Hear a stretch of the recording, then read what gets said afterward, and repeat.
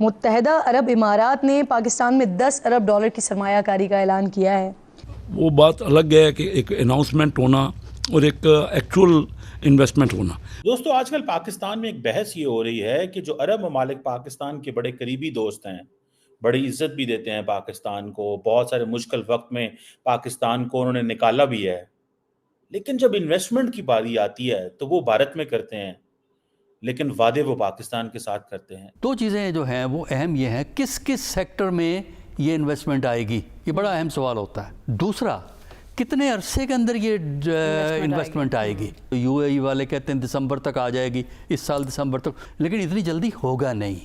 तो दोस्तों, अभी आपने खबर सुनी होगी कि पाक पीएम शहबाज शरीफ यूएई गए थे कटोरा लेकर भीख मांगने के लिए कि जिससे उनको थोड़ा बहुत कुछ लोन वगैरह मिल जाए अपने देश को चलाने के लिए। और बताया भी जा रहा था कि यूएई ने पाक के अंदर $10 बिलियन इन्वेस्ट करने के लिए बोल भी दिया है, लेकिन अब ये $10 बिलियन कब आएंगे, कब इन्वेस्ट किए जाएंगे, ये खुद पाक पीएम को भी नहीं पता। ये सिर्फ अभी वादा किया गया है। इसी बीच पाकिस्तान के अंदर ये चर्चाएं भी तेज होने लगी हैं कि हम अरब मुल्कों के पास भीख मांगने के लिए जाते हैं और वे हमको बोल देते हैं कि हम आपके यहाँ इन्वेस्ट करेंगे, बट ज्यादातर ऐसा होता नहीं है और वे हमें झूठे मूठे वादे करके ऐसे ही वापस लौटा देते हैं और बोल देते हैं कि इन्वेस्ट करेंगे, लेकिन इन्वेस्ट आता नहीं है। और वहीं अगर बात करें भारत की, तो अरब मुल्क खुद चलकर भारत आते हैं और बोलते हैं कि हम आपके यहाँ $100 बिलियन का इन्वेस्टमेंट करना चाहते हैं। इससे हमारी औकात भारत के सामने अरब मुल्कों के यहाँ क्या है वो भी पता चलती है। लोगों ने हमें भिखारी समझ रखा है, इसलिए हमारे साथ बस झूठे मूठे वादे कर दिए जाते हैं, जबकि अरब मुल्क हमारे अपने भाई लोग हैं। उनकी इंटेंशन है, बड़ी अच्छी इज़हार किया है उन्होंने, और हम अब उनको प्रोजेक्ट देंगे। प्राइवेट सेक्टर में प्रोजेक्ट आने हैं, ये भी G2G भी है लेकिन B2B भी है, लेकिन ज़्यादातर प्रोजेक्ट हमें चाहिए कि हम प्राइवेट सेक्टर में, क्योंकि हमने G2G वाले तो खुद स्टेट ओन एंटरप्राइजेज़ को हम प्राइवेटाइज कर रहे हैं, उनको जो ऑलरेडी गवर्नमेंट के कंट्रोल में उनको भी प्राइवेटाइज कर रहे हैं। ये देखिए, मैं आपको कह रहा हूँ कि अब मेरीन, मेरे पास मेरीन जी मैरीटाइम जो है फिश जी, ये अब उसमें अभी रिसेंटली मार्क्स लाइन दुनिया की सबसे बड़ी लाइन है, वो उन्होंने सीरियस इंटेंशन की है। वो उनका विजिट हुआ, प्राइम मिनिस्टर साहब को मिले, मुझे मिले, वज़ीर अपना हमारे जो कॉमर्स को मिले, उन सब को मिल के उन्होंने कहा है जी कि हम आपके यहाँ ट्रांसशिपमेंट हब बनाना चाहते हैं, और फिर उनको बाकायदा वो फॉलो कर रहे हैं। यानी वो कल ही हमारी मीटिंग हुई, कल उन्होंने हमसे उनसे हमारी मीटिंग हुई, तो उन्होंने कहा $2 अरब हम आपको यहाँ लगाएंगे। ये जो है ना वो इंफ्रास्ट्रक्चर हमें बना देना चाह रहे हैं। वो प्राइवेट शिपिंग लाइन है, और $2 अरब वो पाकिस्तान में इन्वेस्ट करना चाह रहे हैं। उन्होंने बांग्लादेश के साथ एक किया है पिछले दिन। इस कंपनी का नाम क्या है?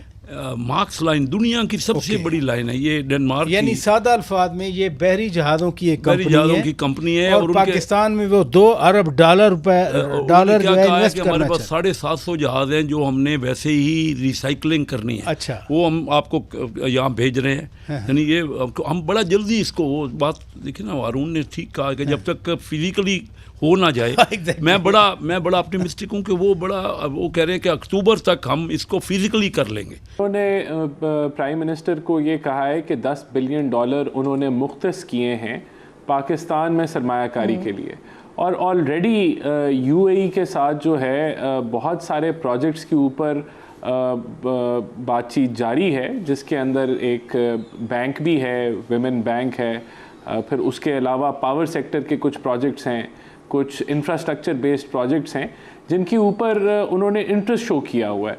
अब वहाँ चीज़ें फाइनलाइज हो रही हैं, और जैसे ही ये चीज़ें फाइनलाइज होंगी तो वो जो उन्होंने ये $10 अरब मुख्तस किए हैं, वो उन प्रोजेक्ट्स की तरफ जो है वो डायरेक्ट होना शुरू हो जाएंगे।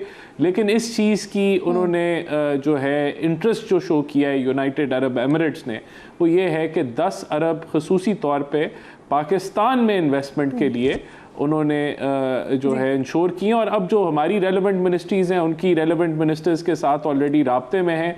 कोई मेरे ख्याल से जो हमारी जो पोर्टफोलियो है पाकिस्तान का, जहां हम इन्वेस्टमेंट चाह रहे हैं, उसमें कम से कम 25 से 30 ऐसे प्रोजेक्ट्स हैं। ये कितने अरसे में होगी जो $10 अरब की सरमायाकारी है यूएई के साथ?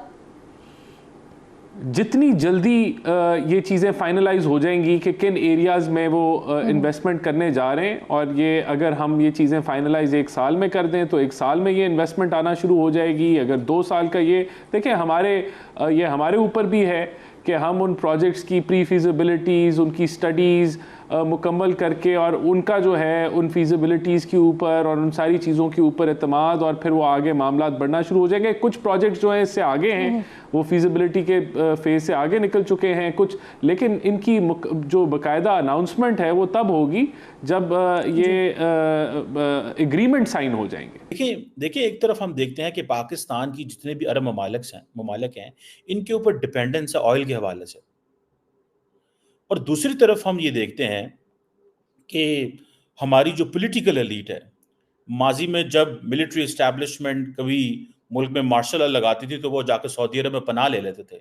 ये जो मौजूदा रूलिंग फैमिली है शहबाज शरीफ साहब की, ये अपनी ज़िंदगी का एक बड़ा हिस्सा एग्जाइल में सऊदी अरब में रह के आए हैं। पाकिस्तान जो है वो दोस्त ममालिक के पास जाता है कि आके यहाँ पे इन्वेस्टमेंट करें क्योंकि समझता है हमारे इनसे अच्छे ताल्लुकात हैं। लेकिन दोस्त ममालिक जब उठते हैं और डॉलर लेते हैं, अपने रियाल लेते हैं, पाउंड लेते हैं, तो वो जाके भारत में बैठ जाते हैं और वहां पे जाके इन्वेस्टमेंट कर लेते हैं। तो दोस्त जब इसको थोड़ा स्टडी करें तो पता चलता है कि जो स्ट्रॉन्ग इकोनॉमिक्स है that is at the heart of India's Arab policy and vice versa. ये अगर आप चीज को समझें तो हमें बहुत सारी चीजें समझ लग जाएगी। एक तरफ हम देखते हैं कि पाकिस्तान जो मईशत है, हमारी इकोनॉमी जो है वो बहुत ज्यादा फॉरेन इन्वेस्टर के ऊपर डिपेंडेंट है।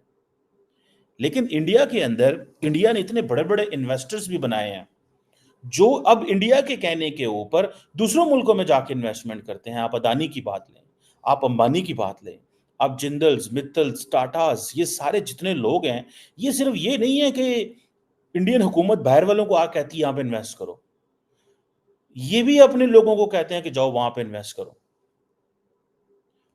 यूएई 10 अरब डॉलर, सऊदी अरब 5 अरब डॉलर, क्या ये पैसा इंप्लीमेंट भी होगा? क्योंकि मैंने अभी तक यूएई की लीडरशिप से नहीं सुना।